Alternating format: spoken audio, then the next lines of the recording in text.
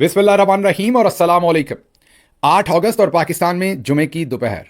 आज की अहम तरीन खबरों में सबसे पहले पाकिस्तान में डॉलर का बढ़ता हुआ बहरान। जी हां, पाकिस्तान में डॉलर की कीमत काबू में नहीं आ रही।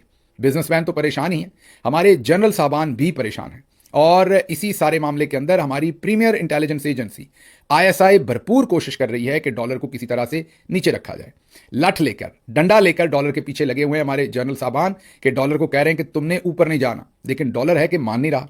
ये पीछे पीछे है, डॉलर आगे आगे है, मतलब कि ऊपर को जा रहा है। तमाम तर कोशिश के बावजूद डॉलर जो है वो इस वक्त तकरीबन ओपन मार्केट में 285-86 रुपए पर, और शायद जो इंटरबैंक है उसमें 283 या 282.5 के ऊपर तकरीबन बिक रहा है। पहले दिन थोड़ी सी, जब ये काम शुरू किया गया था तो थोड़ी बहुत कामयाबी हुई थी, उसका हवाल भी आपको बताते हैं, लेकिन उसके बाद से लगातार नाकामी हो रही है।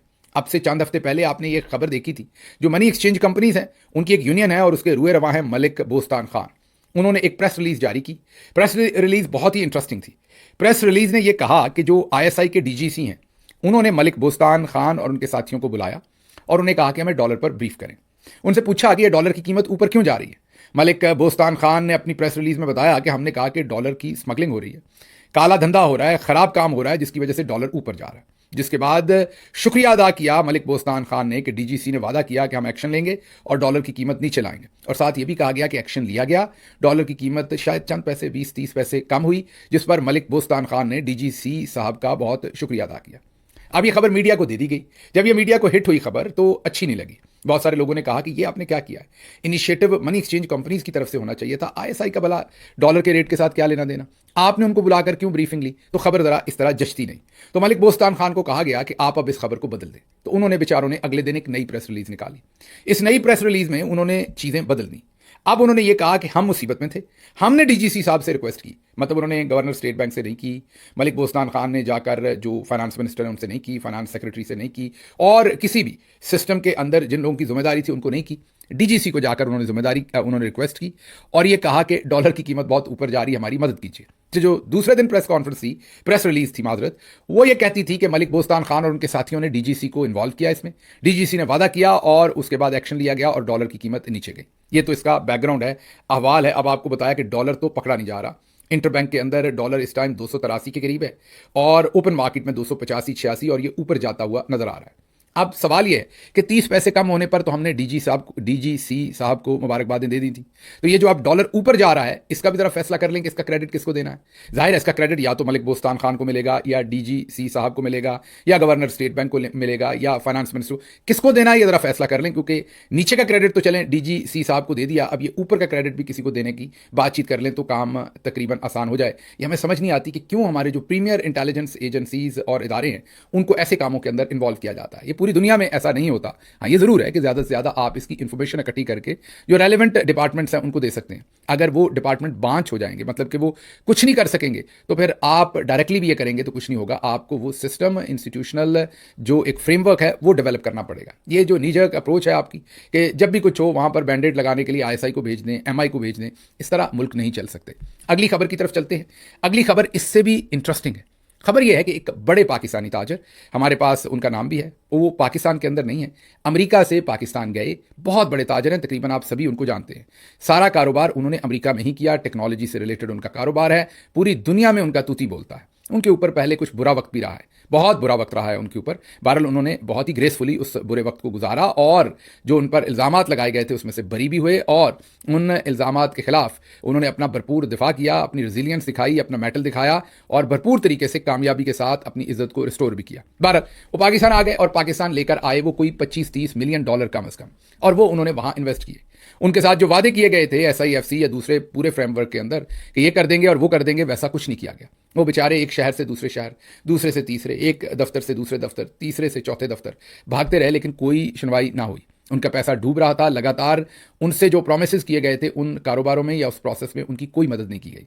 आखिर तंग आकर उन्होंने वो पैसा जो था वो बैंक से निकलवाया और निकलवाने के बाद हुंडी के जरिए उन्होंने मुल्क से बाहर भिजवा दिया। ये सब हम रिपोर्टेडली कह सकते हैं या अपने सोर्सेज से कह सकते हैं। मैं दोबारा मैं आपको बताऊंगा कि बहुत ही वेल प्लेस्ड सोर्स हैं पाकिस्तान की, जो आप यही कहें कि एक बहुत ही मोतबर शख्सियत जो अस्करी साइड की है, आज के बैठे हुए बहुत सारे लोगों के उस्ताद, बहुत ही सीनियर शख्सियत, ये उन्होंने हमें खबर दी है। जो हमारा सोर्स है बहुत मोतबर है, बहुत रिस्पेक्टेबल है। फिर हमने अमेरिका से भी कुछ चेक करने की कोशिश की तो हमें पता चला कि बिल्कुल गए थे और वहाँ से बहुत ही ज़्यादा नाराज़ लौटे हैं।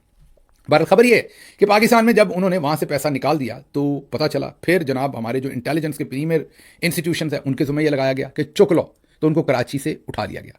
उस बिजनेसमैन को कराची से उठाया गया, उनके साथ बदतमीजी की गई, तशद्दुद किया गया। उन्हें कहा गया कि बताओ वो सारे पैसे किधर गए हैं जो तुमने निकलवाए थे बैंक से, जो उन्होंने पाकिस्तान के बैंक में उनका पैसा था जो उन्होंने निकाल के हुंडी हवाले के जरिए मुल्क से बाहर भेज दिया। उन्होंने कहा नहीं, मैंने तो बांट दिए, मैंने तो लोगों को देने थे, बांट दिए, मैंने इधर ही लोगों को खपा दिए पैसे। किसी का उधार देना था, किसी को कुछ करना था, मैंने बाहर नहीं भेजे, मैंने यहीं दे दिए। बहरहाल उनको मनाने की बड़ी कोशिश होती रही, वो अड़े रहे, उनके साथ थोड़ा बहुत तशद्दुद भी हुआ, लेकिन वो ना माने और आखिरकार वो मुल्क से निकलने में कामयाब हो गए। अब ऐसे हालात में जहां एक तरफ मलिक रियाज अहमद के साथ कल क्या किया गया वो आपने देख लिया है, उसकी खबर भी आगे आपको देते हैं। बहरहाल उनके साथ कल क्या किया गया वो आप देख चुके हैं। उनकी जिस तरीके से पूरी प्रॉपर्टी हथिया ली गई है और आगे तासर यह है कि अपने फ्रंटमैन खड़े करके पीछे से जनरल साहबान ने खुद ही वो सारी प्रॉपर्टी खरीद ली है। और एक तरफ मलिक रियाज की पूरी एम्पायर को तबाह किया जा रहा है, दूसरी तरफ एक बहुत ही मोतबर, टैलेंटेड, वेल रिप्यूटेड बिजनेसमैन उनको अमेरिका से लाके मैन हैंडल किया गया, उनके साथ बदतमीजी की गई, उनको डिसरिस्पेक्ट किया गया और उनको ऐसा सबक दिया गया कि शायद वो दोबारा कभी पाकिस्तान में इन्वेस्ट ना करना चाहें। ऐसे हालात में सोचिए कौन इन्वेस्ट करेगा। एक कहानी उनका हमें पता है, कोशिश करेंगे अगर इसके मजीद कुछ इन्फॉर्मेशन आपके सामने रख सकें तो जरूर रखेंगे। अब आते हैं जरा क्विकली मलिक रियाज साहब का जो सारा मामला है उसमें अब आखिरकार सुप्रीम कोर्ट ने नोटिस ले लिया है। हम आपको बता रहे थे कि 2 से 3 दिन से मलिक रियाज सुप्रीम कोर्ट का दरवाज़ा खटखटा रहे थे, लेकिन दूसरी तरफ से कोई नहीं सुन रहा था। मलिक रियाज साहब की पिटीशन आखिर टेकअप हो गई है। इसको सुन रहे हैं जस्टिस अमीनुद्दीन, उनके साथ साथ है जस्टिस मियां गुल हसन औरंगजेब और उनके साथ हैं जस्टिस नईम अफगान। ये 3 रुकनी बेंच है, आज ये सुनेगा। जब तक आप ये व्लॉग देखेंगे तो शायद वो सुन भी चुके होंगे इस पिटीशन को, और हमें नहीं पता क्योंकि मैं ज़रा थोड़ा पहले रिकॉर्ड करवा रहा हूँ। जिस वक्त मैंने इसकी रिकॉर्डिंग की है तब तक अभी केस टेकअप नहीं हुआ सुप्रीम कोर्ट में। तो ये आज शाम के व्लॉग में आपको बताएंगे कि मलिक रियाज को कोई रिलीफ मिला या नहीं मिला। क्योंकि दूसरी तरफ अगर यही केस एक दिन पहले सुन लिया जाता तो शायद उस ऑक्शन को रोक दिया जाता।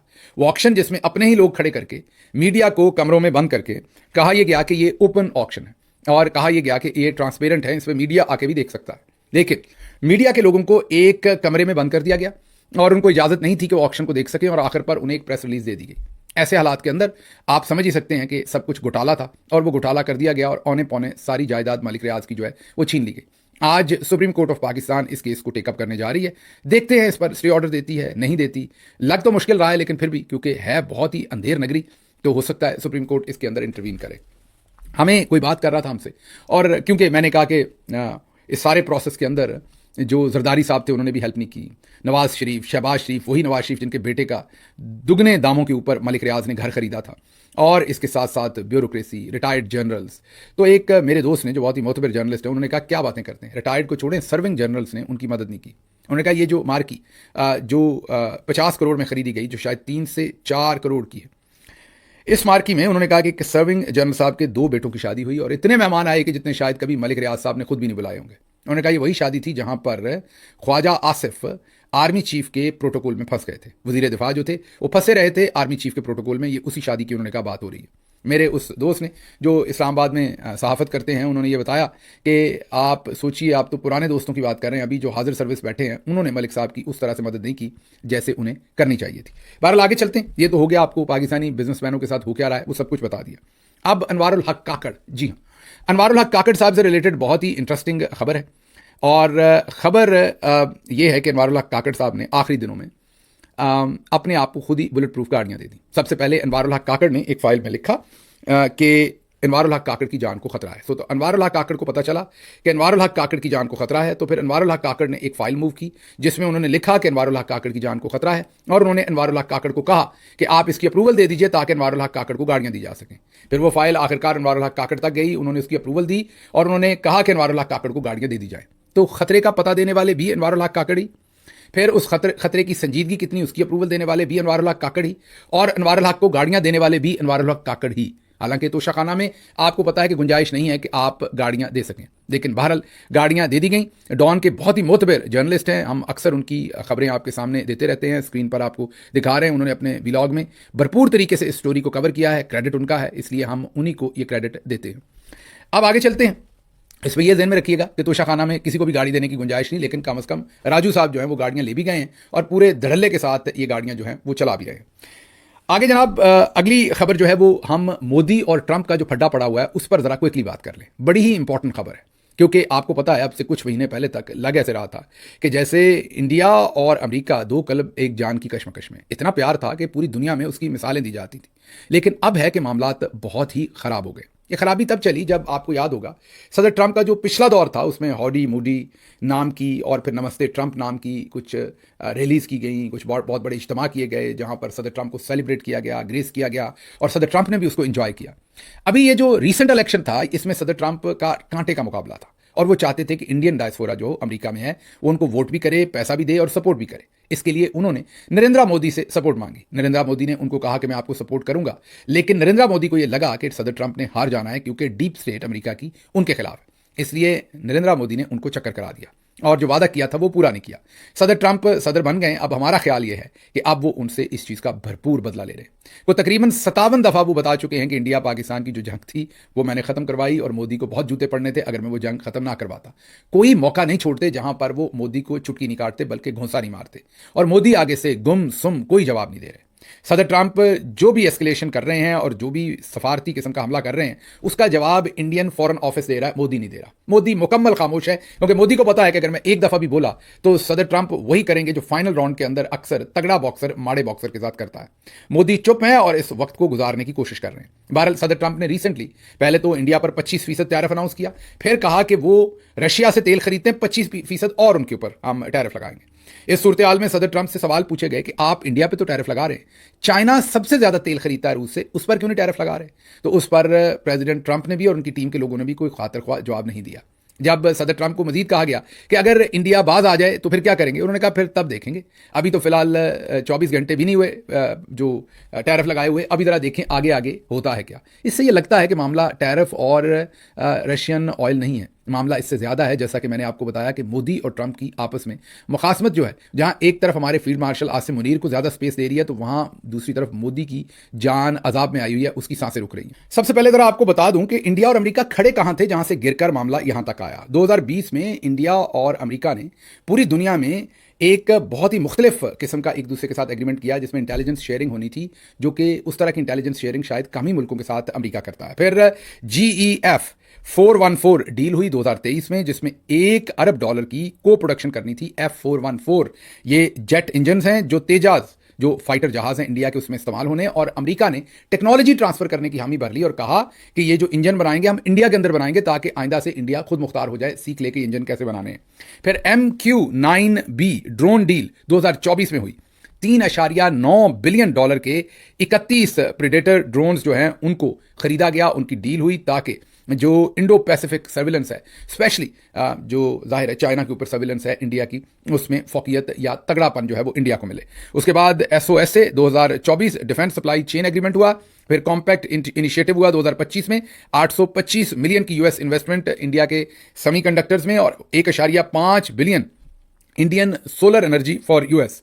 इसी तरह से IMEC corridor trade network connection India middle east Europe, जो आपको पता होगा कि जो बेल्ट रोड इनिशिएटिव है इंडिया का चाइना का, उसको काउंटर करने के लिए कहा गया कि इंडिया को सड़क के जरिए इन तमाम दुनिया के मुल्कों के साथ जोड़ा जाएगा। फिर क्वाड क्लीन एनर्जी, फिर मिनरल सिक्योरिटी पार्टनरशिप, ये रेयर अर्थ मिनरल्स के बारे में, और फिर काउंटर टेररिज्म ग्रुप बनाया गया। मतलब कि हर जगह पर यह दिखाया गया कि स्ट्रेटेजिक किस्म की जो पार्टनरशिप है वो इंडिया और US की है। ऐसे थे जैसे सगे भाई हैं, बहुत ही करीब थे, और तमाम कोऑपरेशन हो रही थी कि चाइना को नुक्कर में लगाना है और चाइना की बस करवानी है। लेकिन अब क्या हुआ, एकदम से सारे ख्वाब टूट गए हैं और दिन रात सदर ट्रंप ने मादरत के साथ जूता उतारा हुआ है और वो जूतम बाजार कर रहे हैं प्राइम मिनिस्टर मोदी को, और मोदी को समझ नहीं आ रही कि सर कहां छुपाऊं, और अब वो सर छुपाने के लिए चाइना जा रहे हैं।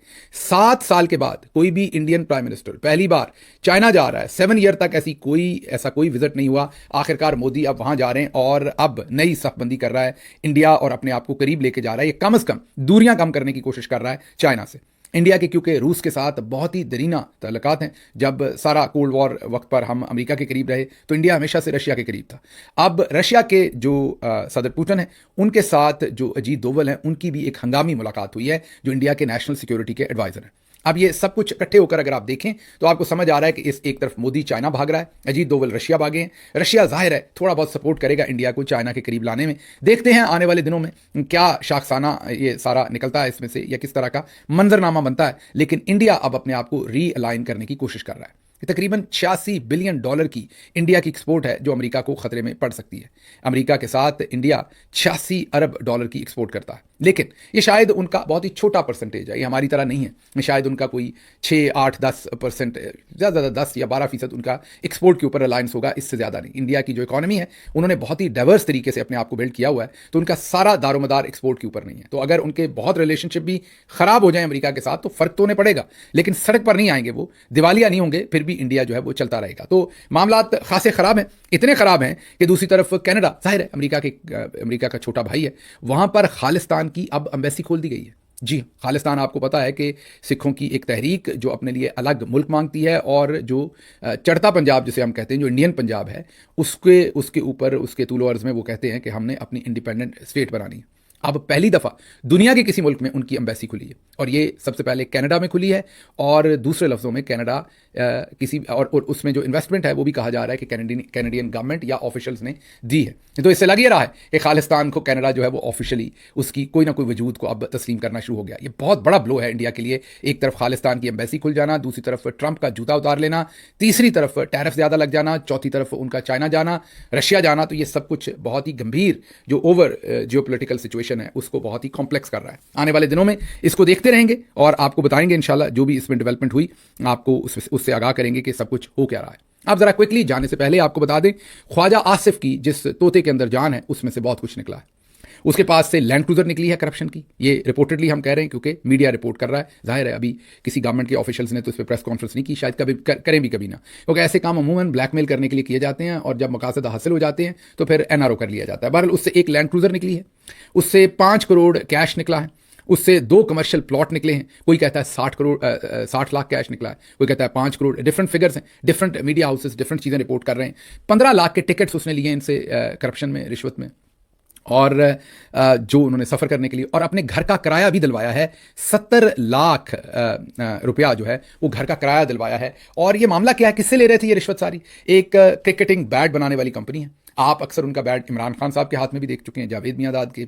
छोटे होते आपको सबसे ज़्यादा बैट उन्हीं का पसंद था, मैं नाम उसका नहीं लेता, रिपोर्टेडली ही कह देते, लेकिन आप सबको समझ आ गई, सियालकोट में वो बैट बनता है। और वो उसी बैट की कंपनी के ऊपर उनका जो नाम था, उसी अंग्रेज़ी के हरूफ तहजी से नाम था, वो जो नाम था उसी नाम से वो एक हाउसिंग सोसाइटी भी सियालकोट में बना रहे थे। और मुबैना तौर पर इल्ज़ाम यह है कि ख्वाजा आसिफ और उनके फ्रंटमैन उनको तंग कर रहे थे, उनसे माल पानी लेने की कोशिश कर रहे थे। और ये जो साहब हैं जो ADCR वहाँ गिरफ्तार हुए हैं, ये उनसे माल पानी ले रहे थे। आखिरकार उन्होंने शिकायत की है, और कहा जा रहा है कि इसमें मरियम नवाज़ का आशीर्वाद शामिल है, क्योंकि इसके पीछे बड़े साहब जो आसिम मुनीर साहब हैं उनका आशीर्वाद शामिल है। अब ये भी मुमकिन है कि ये ख्वाजा साहब का आर्म ट्विस्ट है और उनसे कोई बात मनवानी है और मनवा कर आगे चलता करना है। और ये भी हो सकता है कि ये किसी लंबी गेम का शाखसाना है, ये हमें नहीं पता। फिलहाल बहुत कॉम्प्लेक्स सिचुएशन है। एक तरफ मरियम भी जा उधर खड़ी है, नवाज शरीफ चाहते हैं कि ख्वाजा आसिफ को कुछ ना कहा जाए, और अभी 4 दिन का मजीद रिमांड दे दिया गया है, जब 5 दिन का रिमांड खत्म हुआ है। और ये मालपानी भी जो निकला है, इसके बाद एक और खबर है जो इस चीज़ को सोलिडिफाई करती है कि इसके पीछे जनरल साहबान है। एक बार फिर अंसार अब्बासी साहब मैदान में कूदे हैं और उन्होंने कहा कि एस्टेब्लिशमेंट डिवीजन और नैब के जराये से राब्ता किया गया तो इन दोनों इदारों ने वज़ीर दिफा के दावों की तरदीद करते हुए कहा कि इनके पास इस हवाले से कोई मालूमात और शवाहिद नहीं है। क्या घटिया किस्म की खबर की है अंसार अब्बासी साहब।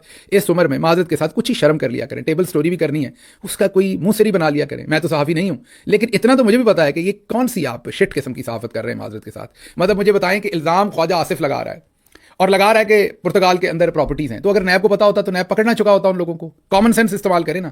मतलब आपको किसी ने कह दिया कि आप उल्लू के पट्टे हैं और आप ये स्टोरी लिखें, तो आप लिखना शुरू कर देते हैं, ये सोचे बगैर किसको। तो अगर आप वाकई एक इन्वेस्टिगेटिव जर्नलिस्ट हैं तो इसी स्टोरी को करना था। अगर पैसे हलाल करने थे जनरल साहबान का, या आपने काम करना था जो टाउटगिरी का, तो फिर थोड़ी मेहनत कर लिया करें।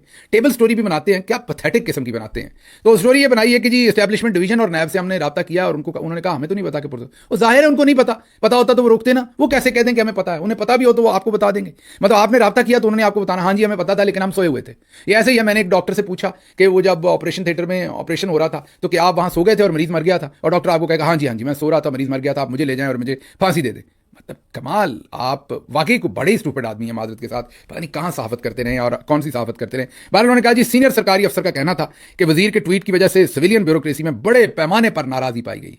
लख दी लानत है इस जो भी सोर्स है ये, आपको तो नहीं मैं कहता बुजुर्ग हैं आप, लेकिन ये क्या लाइनें लिख रहे हैं आप कि जी बड़ी नाराजगी, सीधा सीधा ही आप कह दें कि टेबल स्टोरी करनी है, उधर से हुक्म आया कि ज़रा ख्वाजा आसिफ को थोड़ा डिस्क्रेडिट कर दें। तो बहरहाल ये इनका पुराना काम है अब्बासी साहब का, उन्होंने वो अपना जो उन्हें अहकाम दिए गए उन्हें वो बजा लाए हैं। लेकिन इससे आप ये अंदाज़ा कर लें कि मामला जो हैं वो दगरगू हैं और सारी पार्टियां जो हैं वो निशाने लेके बैठी हैं। अब यहाँ सभी से खतरा है, आने वाले दिनों में पता चलेगा कि कॉम्प्लेक्स सिचुएशन, ये ऊंट किस करवट बैठता है। मुझे यहाँ से इजाज़त दीजिए, अल्लाह आपका हामी और नासिर हो। पाकिस्तान जिंदाबाद।